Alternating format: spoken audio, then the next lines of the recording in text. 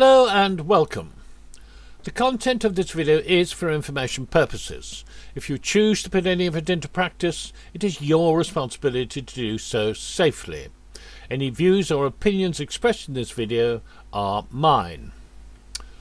Wide-angle dashcam lenses distort perspective, making items appear further away than they are. In some instances, the perspective has been changed to approximate that of the human eye. As a broad generalization, there are two ways of moving where there are repeated stop-starts.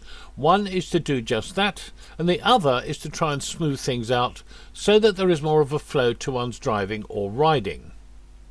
A key point in keeping flow is looking well ahead. 30 used to be at 40, and if we didn't know the lie of the road, we'd get it from the lamppost. We've got the sustained brake light in front, could be a red over the brow mirror, ready to start and or stop. Okay, that's on a red, going to green. Mirror just keeping the speed down, so we can hopefully just maintain the flow. Still closing on the vehicle in front, mirrors and brakes. Needed to get the speed off. Could have done so a bit earlier. Speed is down, gear for speed. Checking for amber on the lights, looking in the long view, the traffic is flowing freely. Mirror coming in a bit close. Right, got the station to the front. We're looking for 3 to 4 seconds normally in a following position. Notice the one on the offside there. Got a red ahead and stop traffic, mirror easing early. 5 foot separation with the marked vehicles when we can get it for safety and also for view. Just in case anybody opens the car doors, mirror just easing into position behind this traffic in front. May be able to keep the roll going, which we can. Staying in second with low end torque on this engine, that'll pull away quite nicely, mirror. And looking well ahead enables you to think calmly and act in good time. By reducing speed early, you are planning that the stopped vehicle ahead might be moving again before you get to it. There is no guarantee it will work every time, however it can work more frequently than expected, which means it then evens out the flow and gives better fuel consumption, remembering it takes 4 times the energy to get a vehicle moving than it does to keep it going.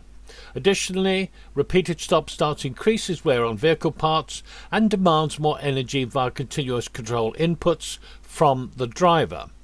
That is probably more stressful than trying to keep an even, steady flow in the first place.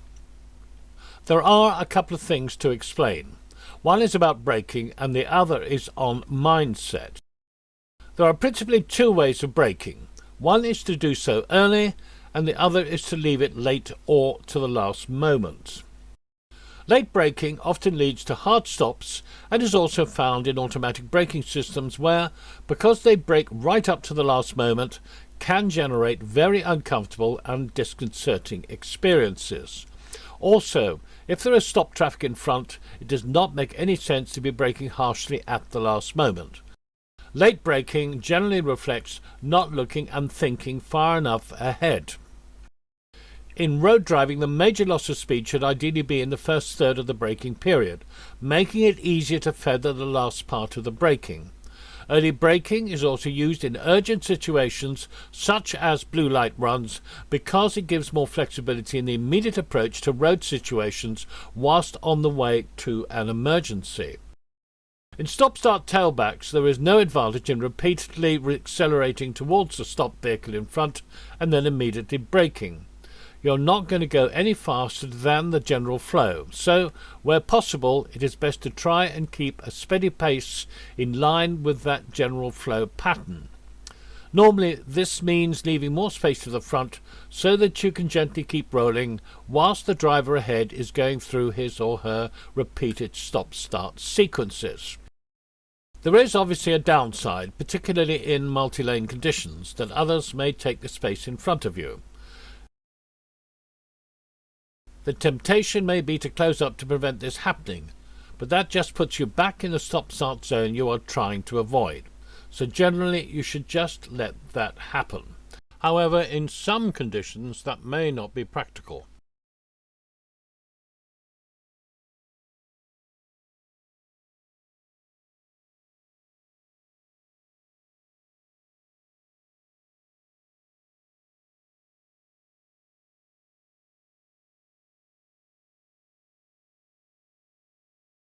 You have to decide where the best compromise is at any point in time. There is a similar strategy for dealing with traffic lights when they are at red. That is to reduce speed early, hoping to arrive at the lights while still rolling and just before they turn to green.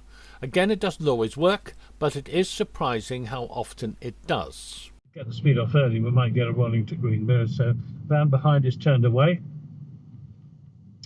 Still on the red, mirror, clear, and slight negative camber on this approach, head only, just getting the green now. Got a rolling second to a red ahead and no right turn, mirror. 2 lanes, near side of 2, and we have a training HGV on lane 2, checking pedestrian near side. Watching for amber on the lights, mirror. Clearance safe through and out onto the extent of vision to red. Easing into position. Got a rolling to green. Very nicely. Just held second. Mirror. One coming through on the near side. Guard the space to the front. Always looking for around 3 to 4 seconds in the final position. Once again, it is part of the overall planning to even out the flow as much as possible. Remember, keeping the flow can only be done if you are looking and thinking far enough ahead and having the right working gear engaged. Or, in the case of automatics, sometimes it is best to manually select an intermediate gear to give that control on the throttle at very low speeds. For basic traffic light management and a misunderstanding about them, please see this video. The second element, and actually the most important, is mindset, because this determines behaviour. The basis of this was explained in the Level 1 videos on it. Drivers with urgency and impatience are not going to hang back. Mostly they're going to be right on the tail of the vehicle in front and grabbing gaps wherever they can. Under attitude, in the driver view form are 2 qualities obtained from a then police advanced course instructor, that of self-discipline and restraint. Qualities which are so often lacking on our roads, but more of which would certainly make them a safer place for everyone using them. Together with looking and thinking well ahead, these are 2 important factors which also contribute to a smoother, flowing and less stressful style of driving or riding. Drivers with impatience are generally less tolerant and statistically increase their vulnerability to crashes. There is an overlap between keeping flow and another Level 1 video on key safety features called Space and Time. If you would like to keep abreast of news about the channel and know in advance of new videos being produced, or make any suggestions about the channel, please join the Facebook group, The Driving Course Files. Thanks for watching, and I look forward to seeing you next time.